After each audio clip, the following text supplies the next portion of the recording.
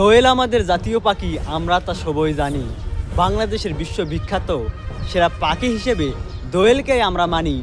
দোয়েলকে নিয়ে সারা গ্রাম ঘুরবো আজ, নাহি লজ্জা নাহি লাজ। সুপ্রিয় দর্শক মণ্ডলী, দোয়েল আমি আজকে পুকুর পাড়ে চলে আসলাম গোসল করার জন্য। হঠাৎ করে দেখি দোয়েলটা পড়ে গেছে পুকুরের মাঝখানে। কি বলবো, মনে কষ্ট লাগতেছে। দোয়েলকে তো বাঁচাতে হবে, তার কারণ বাংলাদেশের আমাদের জাতীয় পাখি হিসেবে পরিচিতি পেয়েছে আমাদের দোয়েল পাখি। সেজন্য ঝাঁপে নেমে পড়লাম পুকুর পাড়ে, মধ্যে পড়ে গেছে। আমি এই দোয়েলটাকে বাঁচাবার জন্য মধ্যে গেলাম।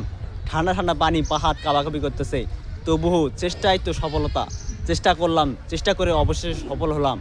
দোয়েলটাকে বাঁচালাম, মধ্যে থেকে নিয়ে আসলাম। পুকুরে পড়ে গিয়েছিল, মধ্যে থেকে নিয়ে এসে তাকে বাসায় নিয়ে গেলাম। কিছু খেলাধুলা করলাম। খেলাধুলা করার পরে এই গ্রামটাকে সারা গ্রাম ঘোরাবো এই দোয়েলকে নিয়ে। বন্ধু বান্ধবকে দেখাবো, সেই জন্য ভিডিও করব, ছবি তুলবো, সেলফি তুলবো।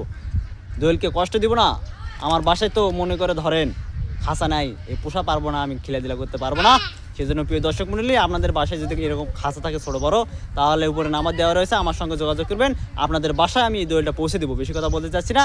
বেশি কথা বললে দর্শক মণ্ডলীরা উপভোগ করে না, পছন্দ করে না, মনোযোগ নষ্ট হয়ে যায়। আপনাদের সকলের সুস্বাস্থ্য দীর্ঘায়ু মঙ্গল কামনা করে ভিডিওটি শেষ করলাম।